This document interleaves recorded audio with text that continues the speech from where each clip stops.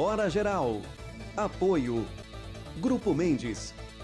Ajudando a construir a história da região.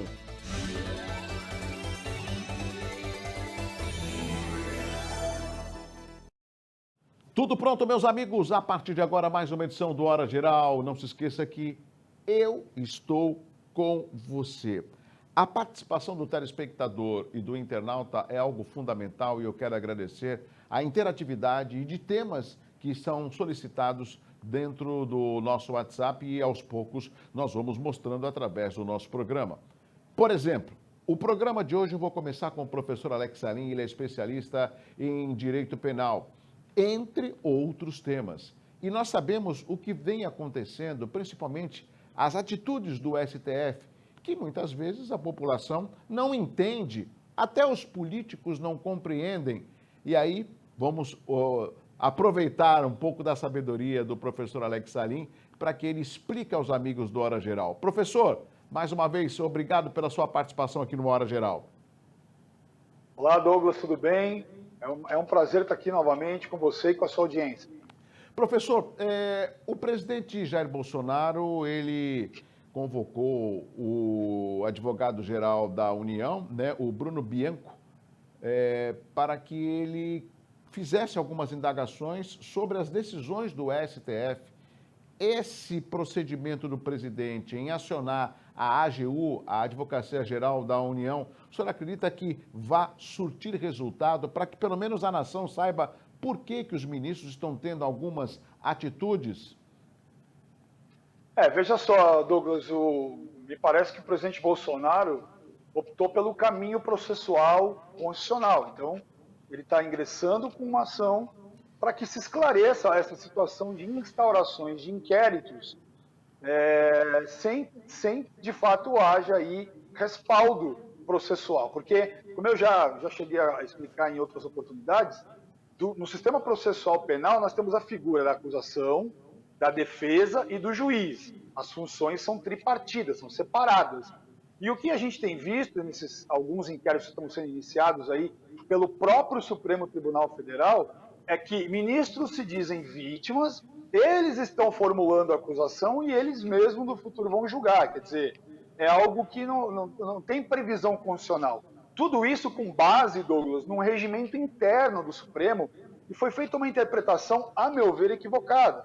Porque esse regimento interno, e aliás, o Tribunal de Justiça de São Paulo, o Ministério Público, essas instituições, elas têm o seu próprio regimento que possibilita a apuração de ilícitos praticados dentro da instituição. Então vamos entender isso.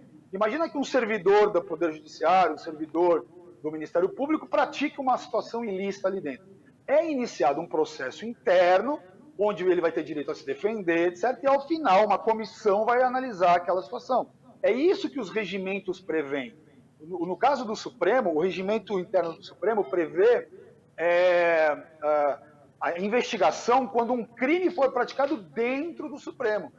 Só que a interpretação que está sendo feita é que a internet é o solo do Supremo. O Brasil inteiro faz parte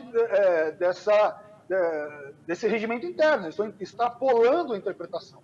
Então, o que o presidente Bolsonaro, através da AGU, está fazendo é o seguinte: olha, esclareçam essa situação. Esclareçam por que vocês estão utilizando uma ferramenta administrativa interna, para apuração interna, para instaurar procedimentos contra pessoas, e sendo que o próprio juiz está investigando, provavelmente ele vai acusar e ele mesmo vai julgar. Então a irregularidade está aí. Isso afronta a nossa Constituição e isso afronta o nosso Código de Processo Penal. Professor Alex Salim, nós tivemos a notícia hoje pela manhã que o deputado Tony, se não me engano, de Santa Catarina, e também o Sérgio Reis, além de músico, é político, né? Eles tiveram um mandado de busca, num total de 29, que foi solicitado pelo então ministro Alexandre de Moraes, junto à PGR, que é a Procuradoria Geral da República. O que dizer também desse tipo de atitude que passa por um ministro do STF? Então, Douglas, eu li essa notícia e pelo que eu vi na imprensa em geral, Eles noticiaram de duas formas diferentes e isso me causou uma confusão. Em alguns textos que eu li, dizia o seguinte, que a PGR pediu ao Supremo a expedição desses mandados de busca. Em outros noticiários, falaram, não, foi o ministro que exigiu da PGR, enfim. Se a PGR, né, em razão de algumas falas do cantor, né, parece que ele exprimiu aí algumas falas, mas no 7 de setembro vai haver uma paralisação, enfim. Se entenderam que aquilo ali está afrontando a segurança nacional, etc., a PGR pode, sim, como órgão previsto na Constituição, entrar com o pedido para o juiz, que no caso é o ministro Supremo, para analisar. O que me causa estranheza disso ser feito direto no Supremo é porque o Sérgio Reis não tem foro privilegiado, né? Então ele deveria ser julgado pela justiça de primeira instância, segunda instância, ou o pedido deveria ser feito ali. Eu não sei com base no que isso foi pedido, né, porque a nossa Lei de Segurança Nacional foi retirada aí do sistema recentemente pelo Congresso Nacional. Mas vamos colocar assim, se a PGR fez o pedido, pelo menos do ponto de vista formal está correto. Se foi o contrário, né, o ministro exigindo da PGR, aí está errado, aí está afrontando a regra. Agora, a nossa Constituição Federal, como eu já disse em alguma outra oportunidade, ela traz o direito de livre manifestação do pensamento, o direito de expressão, e não tem vírgula, né? Então, na verdade, a nossa garantia de expressão é justamente para a gente dizer coisas desagradáveis, não é para dizer coisa agradável, né? Se você só vai dizer coisa agradável, você não precisa ter um direito protegendo isso. Poxa, Douglas, olha, você é um grande amigo meu, tá? Isso não precisa de direito de expressão. Agora, fazer uma crítica, por exemplo, ao seu programa, às vezes mais ácida, né, um comentarista qualquer, ótimo, esse é o direito de expressão dele. E se entender que ele ultrapassou o limite, aí inicia-se uma ação, exato, né, todo o trâmite previsto. Infelizmente, o que a gente tem visto é uma inversão nesses polos, né? É algo que a gente via na Inquisição, no período da Inquisição. Isso acabou nos regimes democráticos. Nós não temos mais o sistema inquisitorial, onde o delegado, o promotor e o juiz eram a mesma pessoa, né? No nosso sistema aqui, nos Estados Unidos, na Europa, principalmente no Ocidente, né? Então nós temos a figura de quem acusa, nós temos a figura de quem defende e o de um juiz imparcial, que só fala nos autos, que analisa o processo com equidistância. Entendi. Ele tem que estar distante das partes. Professor, veja bem, o senhor falou de foro privilegiado. O Daniel Silveira, que continua preso, deputado do Rio, ele tem foro privilegiado. O Roberto Jefferson, que é o presidente nacional do PTB, ele não tem foro privilegiado. O deputado Tony tem foro privilegiado. E a contraponto disso, eu poderia ficar aqui alguns minutos relembrando as citações ácidas que o então senador Cajuru proferiu aos ministros do STF. E ninguém, o Alexandre de Moraes já mandou prender o Cajuru. Douglas, me parece que atualmente não é bem o que se fala, mas quem fala, né? Primeiro que a liberdade de expressão deveria ser garantida, mas você tem toda a razão, o seu comentário do ponto de vista aí da comparação é pertinente. Eu cheguei a ver o senador Cajuru falando realmente coisas ácidas, né, para usar o adjetivo que você utilizou. E nem por isso houve algum tipo de retaliação, vamos colocar assim, né, porque é o que parece que está acontecendo. Agora, com relação ao foro por prerrogativa de função, o que acontece é que esse inquérito que foi instaurado pelo próprio Supremo, ele está colocando todo mundo ali dentro. Quem tem foro e quem não tem. Né? Então, se alguém, por exemplo, se nesse momento, nós aqui estamos falando, se algum ministro do Supremo se sentir ofendido e disser, olha, essa entrevista, essa fala, essa análise foi uma agressão ao Supremo Tribunal Federal, nós estaremos implicados no inquérito que foi instaurado dentro do Supremo, mesmo não tendo foro por prerrogativa de função. É isso que o presidente Bolsonaro, através da AGU, está questionando. Olha, esclareça se esse tipo de procedimento administrativo interno pode ser utilizado como um procedimento judicial de punição criminal, inclusive. Professor, eu vou aproveitar o nosso WhatsApp, o 981701434. Tem aqui uma participação de um telespectador, ele é de Praia Grande. Ele fala assim: muito se fala do artigo 142 da Constituição, ou seja, o uso do Exército para garantir a lei e a ordem. Mas, afinal, ele pode ser aplicado e como seria? Você quer ver, Douglas? Vamos dar um exemplo prático da aplicação recente desse artigo. Foi aquela intervenção que o governo federal fez no Rio de Janeiro, lembra? Que o atual ministro das Forças Armadas, o general Ficou quase Braga um ano. Neto, exatamente, ele foi o militar comandante daquela intervenção. E aquela intervenção foi feita com base em que artigo? No artigo 142.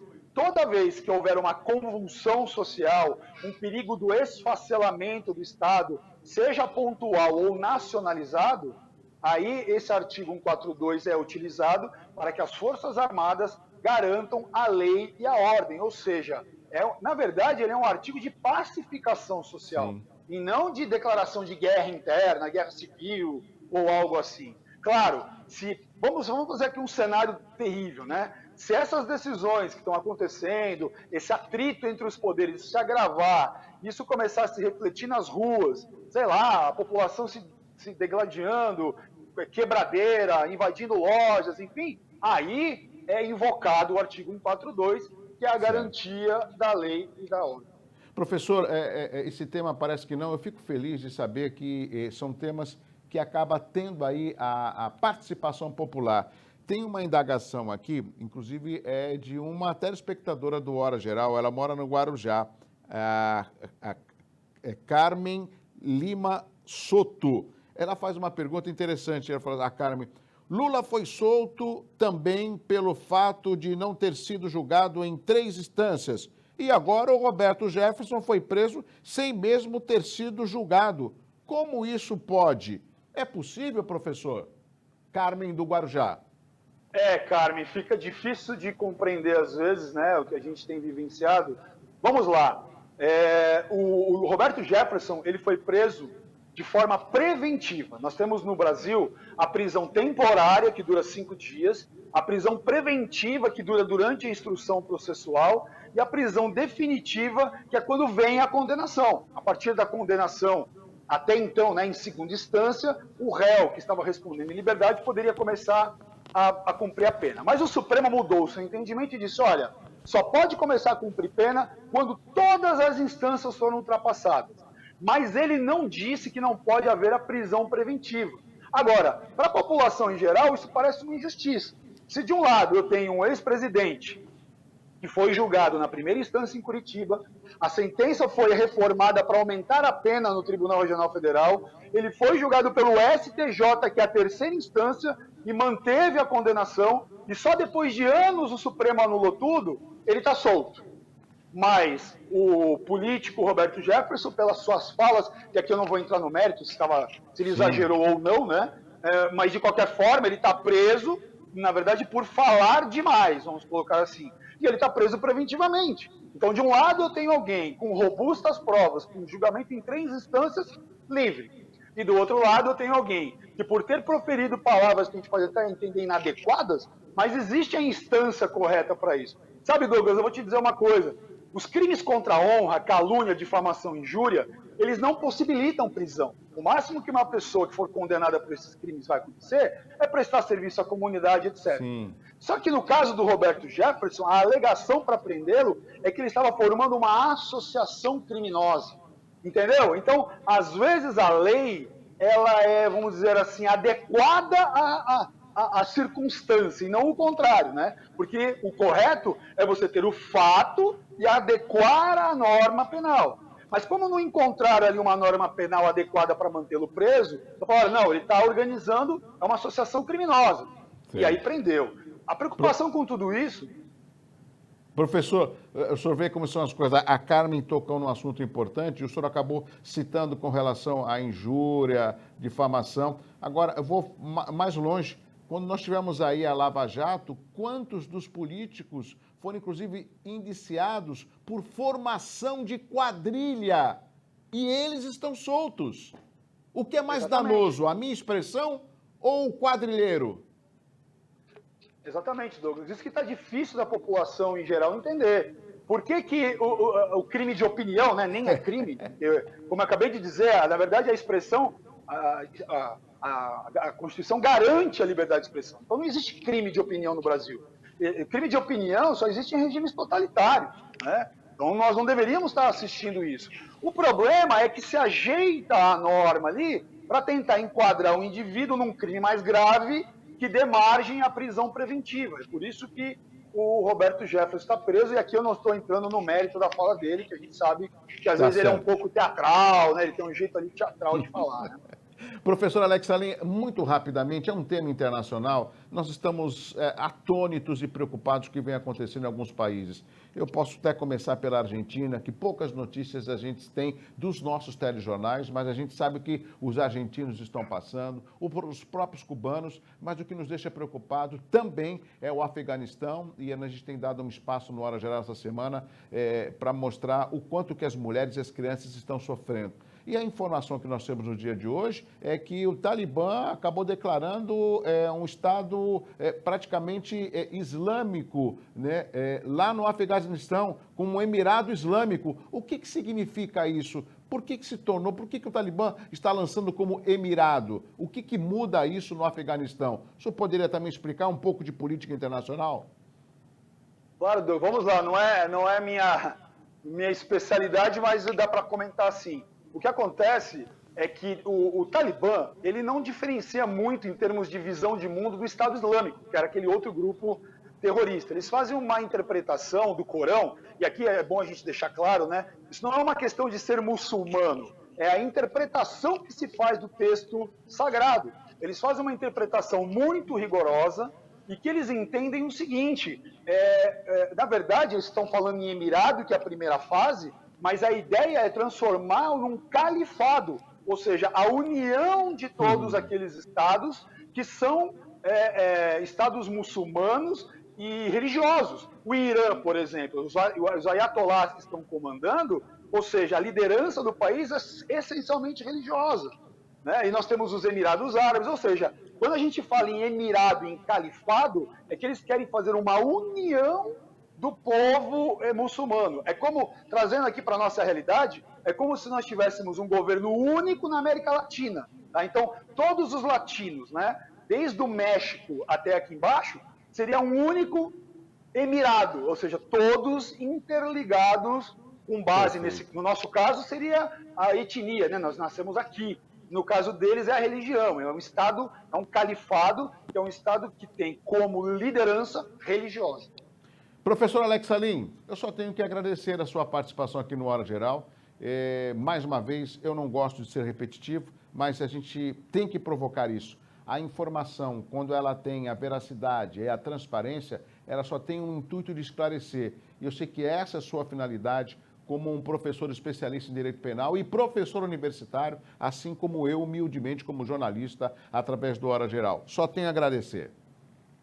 Imagina, Douglas, eu que agradeço a oportunidade de participar e trazer a melhor informação aí para a sua audiência, né? Sempre ser esclarecido, estar esclarecido é a grande arma contra a tirania. Isso é um fato.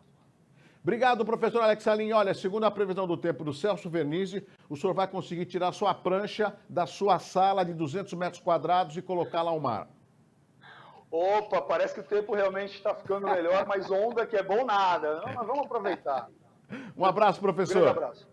Tchau, tchau. Conversamos com o professor Alex Salim, especialista em direito penal, professor universitário, tirando as dúvidas, né, com relação a algumas decisões de ministros do STF, o posicionamento do presidente Jair Bolsonaro em cobrar essas explicações para explicar à população.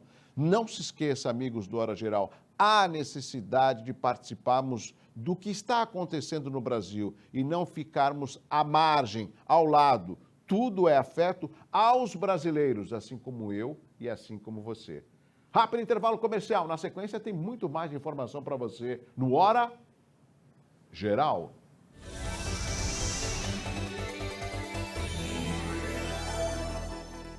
Vai montar o seu negócio próprio e quer entender de tudo que é necessário? Tem a sua empresa e quer acompanhar os resultados que ela apresenta? Saiba que nós da RM Auditoria Contábil já oferecemos há mais de 30 anos esses serviços. O conceito de parceria com o cliente, nosso maior ativo, faz com que estejamos sempre prontos a atender suas demandas. Equipe técnica treinada e motivada para executar as tarefas que o seu negócio necessita, pois o nosso objetivo é que seus números sejam tratados com eficiência. RM Auditoria, Avenida na Costa 258, quarto andar em Santos. Telefone 3208-2444. RM, somando o nosso futuro ao seu.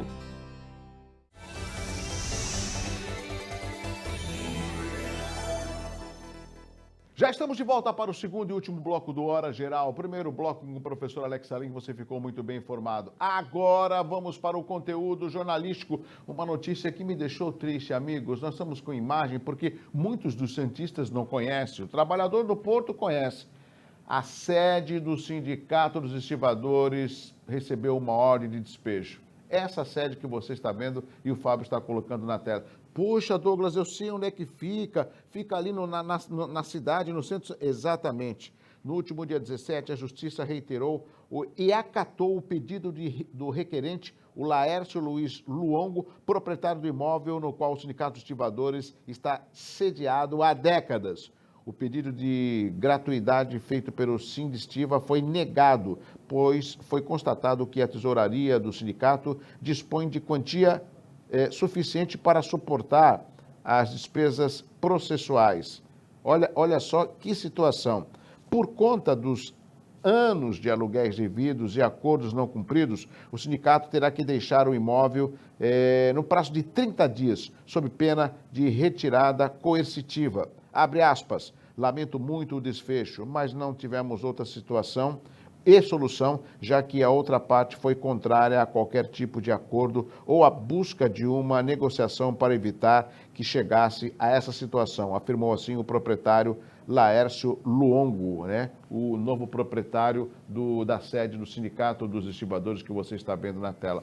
É lamentável saber que o presidente ou os presidentes que passaram aí, né, o saudoso Vanderlei, né, e depois o Ney da Estiva, que perdeu a eleição, agora é um novo presidente, né, o Bruno, se não me engano, não me lembro agora o sobrenome dele, mas o que eu quero dizer? Esses líderes sindicais, esses presidentes de sindicatos, pelo jeito não tiveram um planejamento para evitar que isso acontecesse. Se a gente puder, se os moradores de Santos citarem, fala 2 sindicatos importantes do Porto de Santos. Com certeza, um deles que vai ser lembrado de imediato é o Sindicato da Estiva. Não sei o que a atual diretoria vai fazer, não digo para reverter, mas para obter uma nova sede e preservar a história dos estivadores. Amigos, vamos ao próximo assunto? Olha, hoje pela manhã, uma cerração praticamente cobriu toda a região e fez com que até a travessia de Balsas fosse suspensa. Olha só, isso tudo foi um forte nevoeiro que cobriu a região da Baixada na manhã de hoje, né? Olha só, quinta-feira não foi diferente. O que significa, Douglas? Significa que são as altas temperaturas, como você teve no dia de hoje. Aí chega à noite, a mudança climática, esse choque, né, de temperatura acaba fazendo que, ao amanhecer, essa névoa cubra toda a nossa região. Por falar em névoa, por falar em tempo, Fábio, vamos acionar agora o Celso Vernizzi, o homem do tempo. Celso, afinal de contas, esse tempo vai continuar, esse tempo de calor, ou vai ter alguma mudança climática? Olá, meu amigo Celso Vernizzi. Olá, Douglas, hora geral. Gente, fim de semana chegando e com aproveitamento, hein? Calor em pleno inverno, sabadão aí aproveitável em todo o litoral paulista, com temperaturas de 30 graus. No domingo, por volta de 28 a 30, tem uma frente fria que vai passar no oceano, lá distante no alto mar, pode interferir por aqui com algumas nuvens de vez em quando, principalmente no litoral sul, e também não permitir a elevação maior das temperaturas, como neste sábado, que vão passar até dos 30 graus em algumas praias. Sábado e domingo com aproveitamento, semana que vem deve mudar um pouco a partir da quarta-feira. Por enquanto é calor e clima mais seco, tomando muita água, tá bom? É isso aí. Grande abraço a todos. Tchau, Douglas. Tchau, meu amigo Celso Vernizzi, o homem do tempo. Vou continuar aqui nesse plano. Vamos chamar o nosso amigo Fernando Santos com imagem de Tiago Freixo. Vamos até o Guarujá. Sempre tem uma informação do Guarujá. O Hora Geral não percorre as cidades da região? Então não vai ser diferente com o município do Guarujá. A gente fala de Peruíbe, fala de Mongaguá, que está tendo um monte de obras. Parabéns aqui à administração de Mongaguá, né? Os nossos amigos de Guarujá não ficarão de fora. E as outras cidades também. Logo, logo a gente vai falar de outras cidades. Mas agora é com você, Fernando Santos.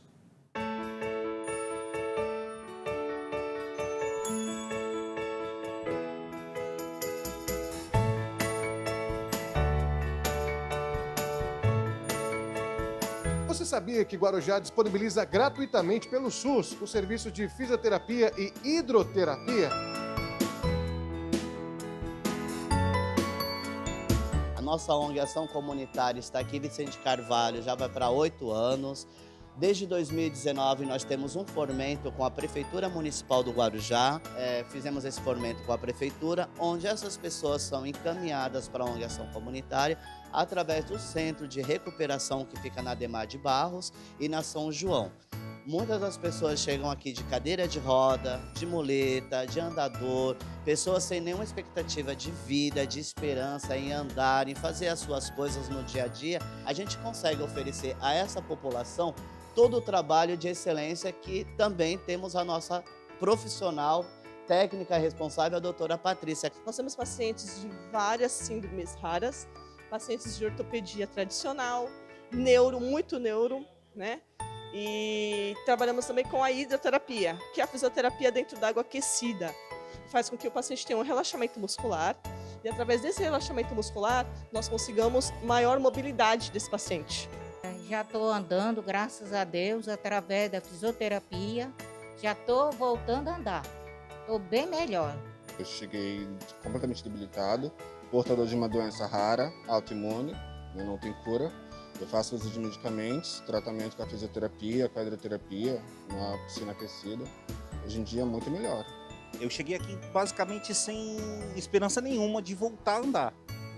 Mas graças ao trabalho da doutora, da ONG em si, com a fisioterapia, com a hidroterapia e tal, cara, hoje eu consigo dirigir, eu consigo pedalar a minha bicicleta normal. Eu estava na cadeira de rodas, né?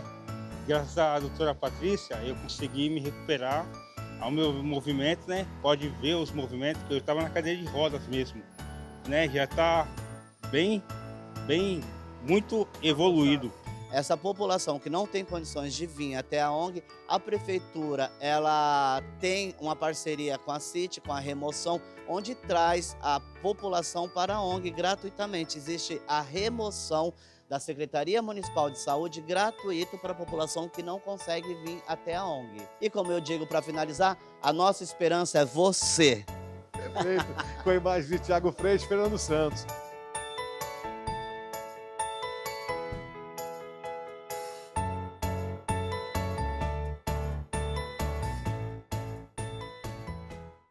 Obrigado, meu amigo Fernando Santos, pela sua participação e as imagens do meu amigo Tiago Freixo. Que pena. Chegamos ao final de mais uma edição do Hora Geral, mas eu quero agradecer o carinho, a audiência, a interatividade através do 981701434. Tá certo? Essa é a forma de você estar sempre em contato com o Hora Geral. Tá certo? Obrigado mesmo. Abraço assim, ó, forte pra você. Até o próximo programa. Tchau, tchau. Hora Geral. Apoio. Grupo Mendes. Ajudando a construir a história da região.